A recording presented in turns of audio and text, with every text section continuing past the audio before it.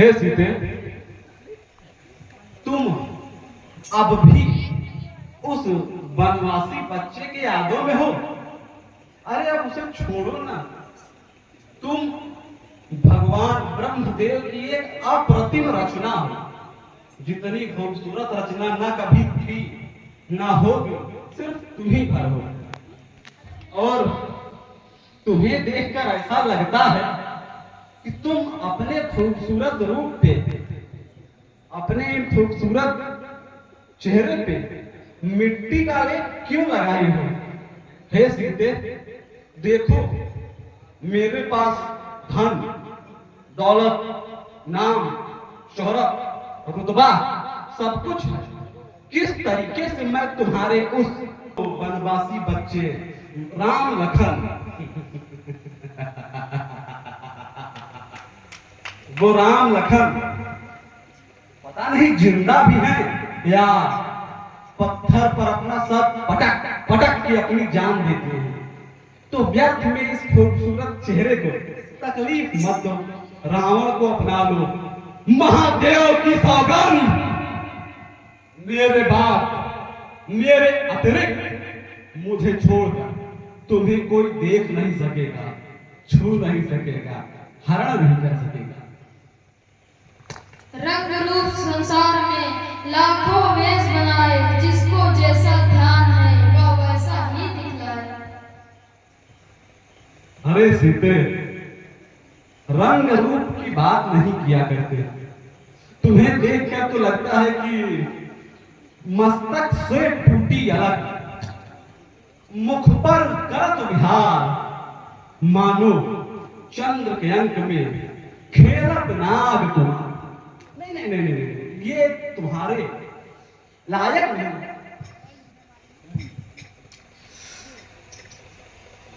गोरे गोरे गाल पे काले काले बाल, जैसे चंदन के वृक्ष से लिपट रहे हैं प्यार।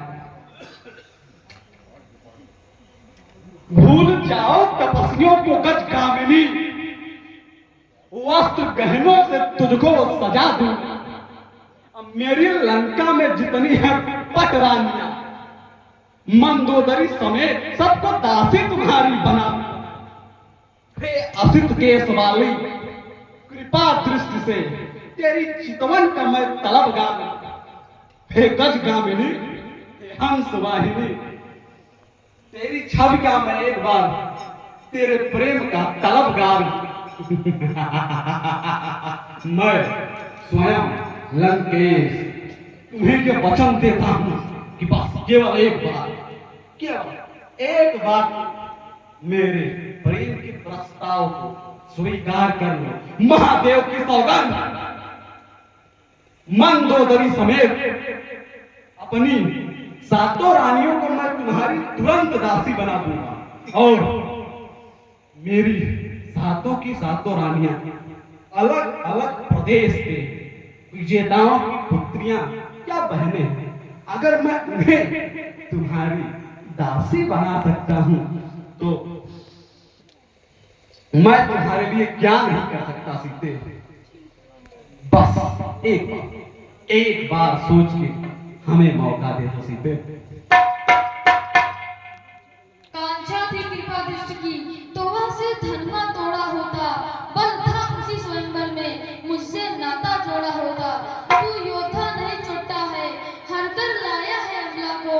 छल बल अब भी दिखलाता है, समझा ही नहीं सत्यता को।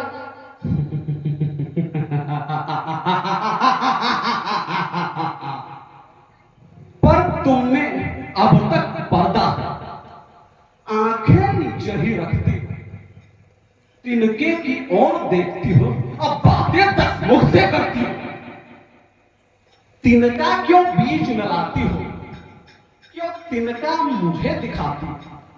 क्या तिनका मुझे समझ रखा जो तिनके को लक्ष्य बनाती हो?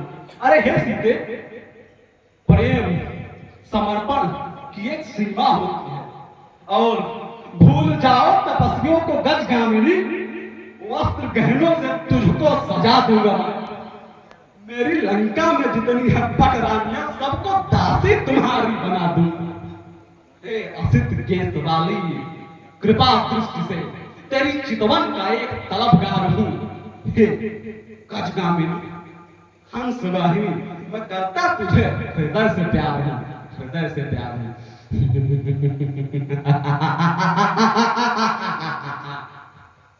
रे बधान, तू नहीं जानता कि पृथ्वी मेरी माता है और तिनका मेरा भाई। जिन चरणों की दासी हूँ मैं, तिनका है तिनके के पास सदा। यह मन है जिनके पास सदा, तिनके से हो गिरे जीव। तिनका तो मेरा पर्दा है, घूंघट का पर्दा पर्दा क्या, पर्दा तो आंखों का ही है। अब तक कर जोड़ नम्रता से मैंने तुझको समझाया है, पर जब जब मैं आया सीधे तूने अपमानित कर ठुकराया। अब अंतिम बार कह रहा हूं, जो मुझे नहीं अपनाएगी, महादेव की सौगंध, ये तलवार एक बार में यमपुरी तुझे पहुंचाएगी। ऐसा घोर अनर्थ मत कीजिए। मंदोदरी, स्त्री पर हाथ उठाना आप सच्चे वीरों की पहचान नहीं होती। मंदोदरी, आज तक इस जीवन में त्रैलोक विजयी होने में किसी के अंदर इतना साहस नहीं आया कि वो रावण की तलवार को रोक सके। सिर्फ हम आपका बहुत सम्मान करते हैं क्योंकि आप महारानी हैं, इसलिए आपकी इस त्रुटि को हम क्षमा, परंतु महादेव की सौगंध, इस सीते को समझा दो। 30 दिन है तुम्हारे पास, यदि मन के अनुसार सोचकर समझकर इस रावण का वर्ण कर लिया तो ठीक, अन्यथा की स्थिति में 31वें दिन इस रावण से बचाने के लिए कोई राम नहीं आएगा, कोई नहीं। और सीते, अगर तुम्हारी दृष्टि में राम नायक है तो मैं खलनायक ही सही, लेकिन इस खलनायक को हारने की आदत नहीं और मुझे मजबूर मत करो, क्योंकि एक सीमा तक ही हम असुर समझ सकते हैं। आज महारानी मंदोदरी ने आपको बचा लिया, लेकिन 30 दिनों के पश्चात आपको बचाने वाला कोई नहीं रहेगा, कोई नहीं। सैनिकों, सीता पर नजर रखी जाए, क्षण भर के लिए भी ये आंखों से ओझल ना होने पाए, और कोई अगर यहाँ पर आने का दुस्साहस करता है, जो कि होना लगभग असंभव है, तो उसका गला काट दिया जाएगा। ये मेरा वचन है, मेरा वचन ही है शासन।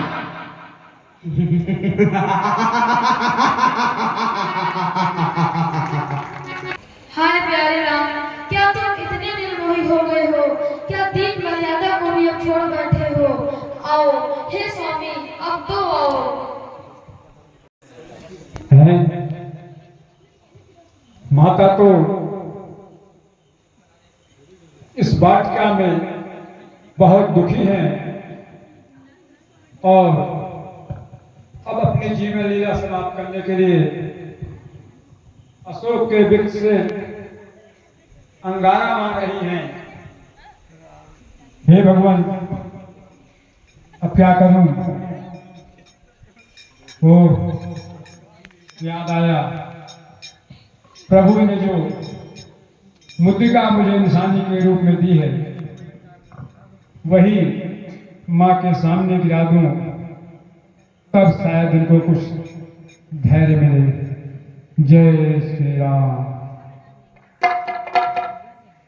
महाउपकार प्रभु, महाउपकार, जो आपने अंगारा गिरा दिया है, यह तो प्रभु श्री राम की अंगूठी है। इस पर तो उनका नाम भी खुदा है, परंतु यह अंगूठी यहाँ किसने गिराई? कौन है वह? बिन तुम्हारे नाथ अब जीवन मुझे भाता नहीं, क्या आए क्या अमला का ध्यान भी तुमको अब आता नहीं।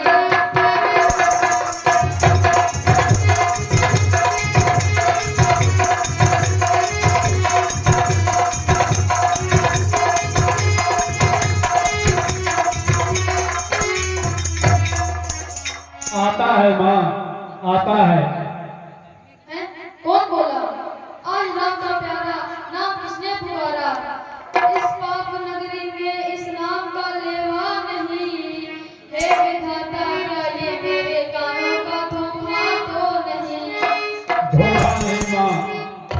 छात्र है। भाई तुम कौन हो, कहाँ हो?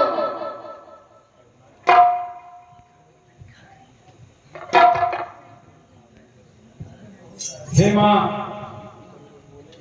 मैं महाराज सुग्रीव का मंत्री हनुमान हूँ। जब प्रभु श्री राम आपका पता लगाते लगाते विष्णुमुख पर्वत पर आए, उनकी मित्रता हमारे महाराज सुग्रीव से हो गई और फिर उन्होंने मुझे आदेश दिया कि मैं जाऊं लंका में, आपका पता लगा करके फिर ये समाचार उन तक पहुंचाऊं। और ये अंगूठी भी प्रभु श्री राम ने ही दी है कि जिससे आप पहचान करके आपको ये विश्वास हो जाए कि मैं सचमुच ही उनका भेजा हुआ दूत हूँ। हे पुत्र, मैंने आपसे पहले तुम्हें कभी नहीं देखा। कहो, मनुष्य और मानव का संग कैसे हुआ? हे माता, जो दशा आपकी और प्रभु श्री राम की है, ऐसी ही मिलती हुई दशा हमारे महाराज सुग्रीव की भी थी। हमारे महाराज सुग्रीव की पत्नी को उनके भाई ने जबरदस्ती ही अपने घर में रख लिया था। पत्नी के वियोग में हमारे महाराज भी विष्णुमुख पर्वत पर जीवन बिता रहे थे। जब प्रभु श्री राम जी आपको खोजते खोजते पहुंचे, तब उनकी मित्रता महाराज सुग्रीव से हो गई और भगवान की कृपा से, प्रभु श्री राम जी की कृपा से बाली का वध हुआ और उनकी पत्नी उनको महाराज सुग्रीव को मिल गई। उसके उपरांत प्रभु ने मुझे आपका पता लगाने के लिए भेजा है और उन्हीं की कृपा से मैं ये सिंधु लांघ करके आपके पास तक पहुंच सका हूं। बस तुम्हारा कल्याण हो। रघुनाथ जी तो अत्यंत कोमल चित्त और कृपालु हैं, तब उन्होंने यह निष्ठुरता क्यों धारण की है? हे हनुमान जी, क्या ये मेरे नयन उनके श्याम मनोहर शरीर को देखकर प्रसन्न होंगे? हाँ माँ, अवश्य प्रसन्न होंगे। हे माँ, हमारे प्रभु श्री राम की अगर कथा आप सुनेंगी तो आपको लगेगा कि जितना आप दुखी हैं वो आपसे कई गुना अधिक दुखी हैं। उनका कहना है कि नए नए कोमल वृक्षों के लाल लाल पत्ते हमें अंगारे के समान दिखाई पड़ते हैं। ये रात काल रात्रि के समान दिखाई पड़ती है। शीतल मंद सुगंधित पवन मुझे सर्प की फुफकार जैसे लगती है। उनकी दशा आपसे भी ज्यादा खराब है मां। हे मां, नहीं सुन रखते तो सुध लेने को भेजा है। हे मां, वहां और कोई बात नहीं, दिन रात आपकी चर्चा है। जितने दुख सह रही आप, इनसे दूने में सहते हैं। जो धान रहे बेपानी के, इस भांति दयानिध रहते हैं। हे प्राणनाथ, आपकी भी यही दशा है। हे मां, लंका में रसूल का डंका, हे मां, एक बनने वाला है और नौका डूब नहीं सकती जिसका राघव रखवाला है। फिर राम भजन कर रही आप, ये भी तो फल दिखलाएगा। इस बल पर ही वानरमंडल निश्चर दल पर जय पाएगा। रजनीचर जो रहे यहाँ बीभत्स निकट में ढंगे हैं। बाणों की अग्निशिखाओं में झुलसेंगे स्वयं पतंगे से। हे मां, आज्ञा नहीं नाच की है, अन्यथा दास बिगड़ा जाता। क्षण भर में लौटा चौपट कर तुमको मैं अभी दिखा जाता। हे पुत्र, सब वानर तुम्हारे ही समान होते तो यहाँ आकर क्या ही करते? यहाँ के बड़े बड़े योद्धा रखवाली करते हैं।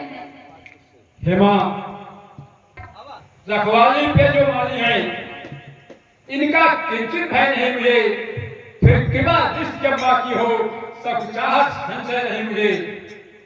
हे मां अब है विनय, यद्यप कुछ हृदय हिचकता है, मैं सिंधु लांग कर आया हूं, इस कारण भूख सताती है या पेड़ फलों से अब इच्छा भी बढ़ती जाती है। हे पुत्र, वैसे तो कोई हर्ज नहीं, परंतु इस बाग के बड़े बड़े योद्धा रखवाली करते हैं।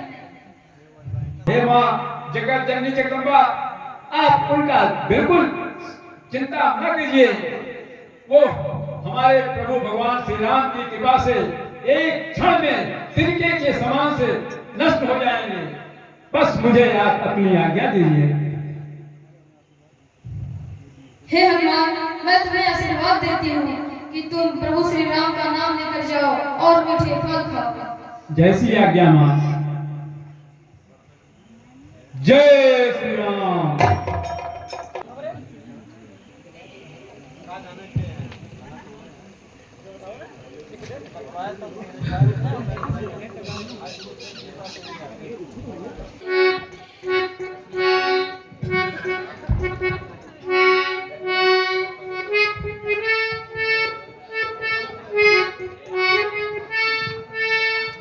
लाइए। जय श्री राम। जय श्री राम। जय श्री राम।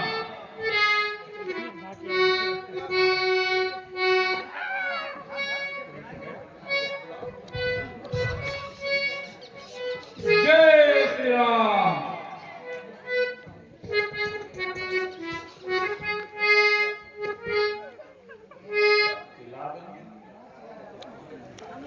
जय श्री राम।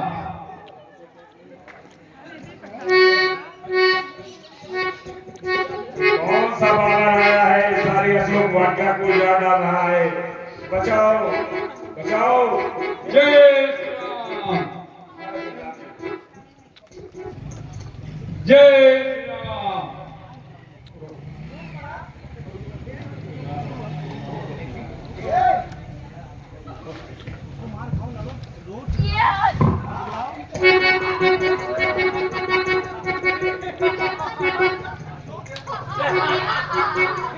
जय श्री राम। जय श्री राम। जय श्री राम। जय श्री राम। जय श्री राम।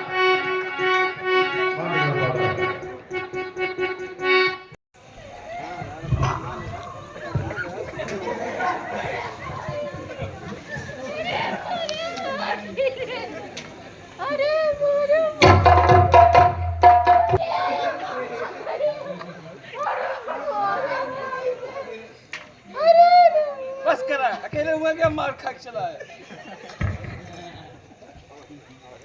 मंत्री जी, हाँ महाराज। ये कौन रो रहा है? अरे महाराज, ये अपनी अशोक वाटिका के रखवाली करने वाले अपने सैनिक हैं। क्या हुआ सैनिक, तुम इस तरह से विलाप क्यों कर रहे हो? महाराज, अशोक वाटिका में एक बदमाश बंदर आ गया है जो पूरी अशोक वाटिका को उजाड़ डाला है और हमारे सैनिक को बहुत जोर जोर से उठा उठा के पटक पटक के मारा। धिक्कार है तुम काम चोरों पर, एक बांदर से हार कर चले आए। अरे जाओ, चुल्लू भर पानी में तुम लोग डूब मरो। अगर ऐसे ही तुम लोग रहे तो लंका की दीवारें कमजोर हो जाएंगी। अरे प्रभु, गलती बहुत बड़ी हो गई, लेकिन बहुत ही ढीठ बानर था। हमारे सभी सैनिकों को बहुत जोर जोर से मारा मारी, सब वहीं मरे पड़े हैं। ये बेचारा भाग के आया वहां से, हमको रास्ते मिल गया। हम सोचे अगर हम जाएंगे तो कहीं हम भी न निपट जाएंगे, इसीलिए इसको आपके पास ले आए महाराज। उस बांदर ने सबको मारा, इतना उत्पाती है वो। हाँ महाराज। चलो इसी समय हमारे वीर पुत्र अक्षय कुमार को बुलाया जाए। जैसी आज्ञा महाराज। जाइए और अक्षय कुमार को लेके आगे तुरंत। गिलास पानी कराइए।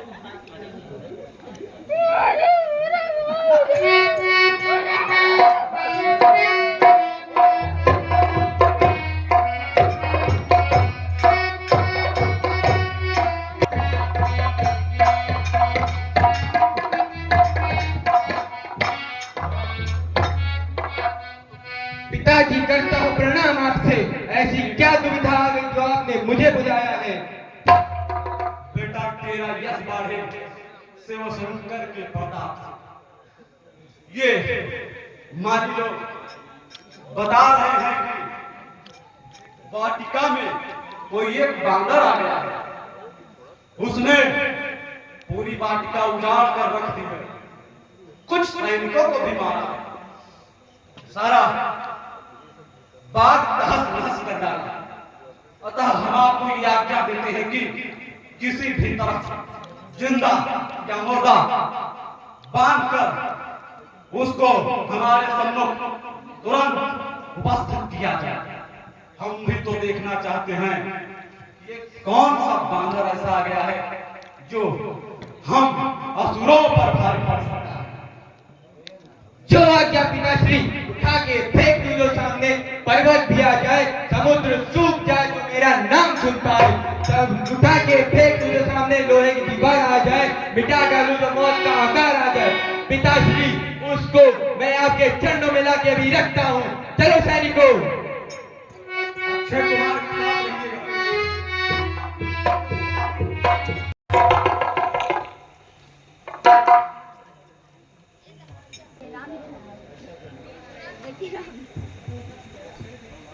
अरे ओ पापी, ये तू क्या करता? क्या तुझे अपनी मौत का भय नहीं?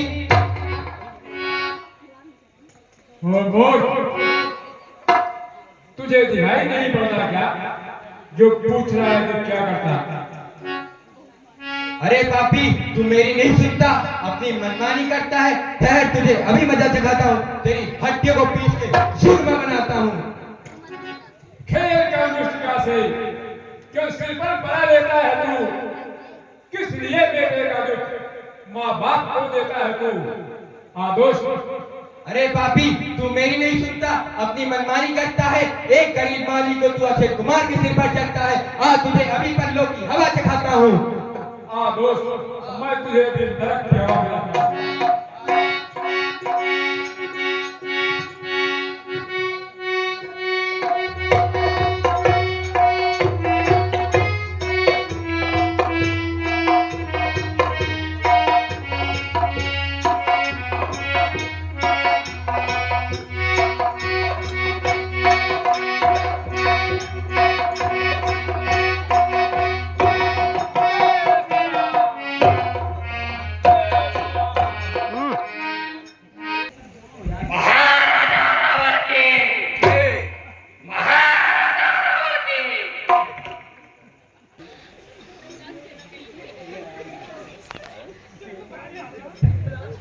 महाराज की जय हो।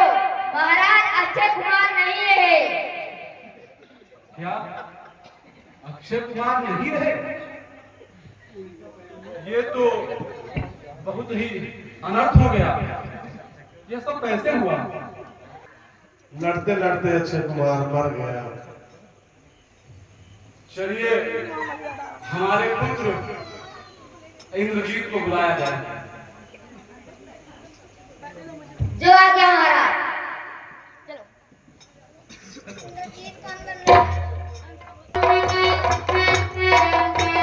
पिताजी, करता हूँ प्रणाम आपको। बेटा तेरा यश बाढ़े शिव शंकर के प्रताप से। पिताजी, आप इतनी चिंता में क्यों लग रहे हैं? बेटा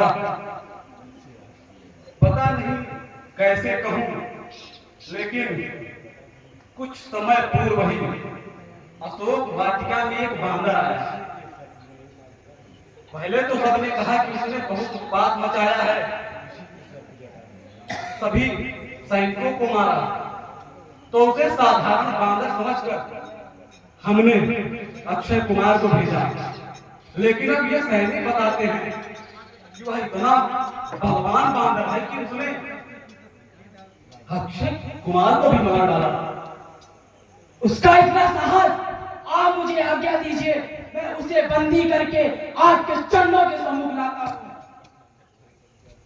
बेटा, तुम मेरे बड़े पुत्र हो, इस सिंहासन के उत्तरदायी हो। तुम्हें भेजते हुए मेरा हृदय थोड़ा कंपित हो रहा है। तुम्हें भेजे या हम स्वयं चले जाएं? नहीं पिताजी, आप मुझे भेजिए, मैं उसे बंदी करके आपके चरणों के सम्मुख लाता हूँ। चलो बेटे, तुम्हारे इस विचार से हमें अत्यंत प्रसन्नता हुई। हम तुम्हें यह आदेश देते हैं कि बानर को जीवित या मृत किसी भी अवस्था में हमारे सामने पेश किया जाए। महादेव तुम्हारी सहायता करें। हर हर महादेव, हर हर महादेव।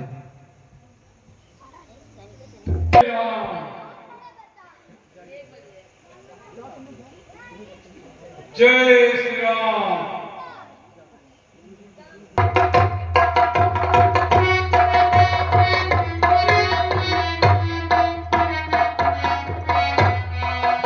कहाँ है बाहुबली बालक, जिसको अपने बल पे अभिमान है? चलो मेरे सामने तो आओ। डाली डाली कूद कर दिखलाता है वो अपनी चाल। ले बंदी करता हूँ मैं तुझे, तू अपने लिए समान। मैं मेघनाथ कहलाता हूँ, बैरी को सदा आया है। जीतता है मैंने स्वर्गलोक, पवित्र जीत का पाया है। पर तू भयभीत न हो मन में, मैं बल नहीं तुझे दिखलाऊंगा। श्रीमान पिताजी के सम्मुख मैं तुझको बांध ले जाऊंगा। अरे मूर्ख, जब तुझसे कुछ बन पड़े नहीं तो पिता को अपने बुला ले, क्यों खड़ा हुआ तो करता है, सब तक अपने दिखला दे। तेरा मेरा रही क्या, तुझको तो खेल खिलाता हूँ। तेरा मेरा रही क्या, तुझको तो खेल खिलाता हूँ। मेघनाथ कहलाता है, मैं रामदास कहलाता हूँ। तू इंद्र जीत करवा रहा है, मैं काम जीत करवा रहा हूँ।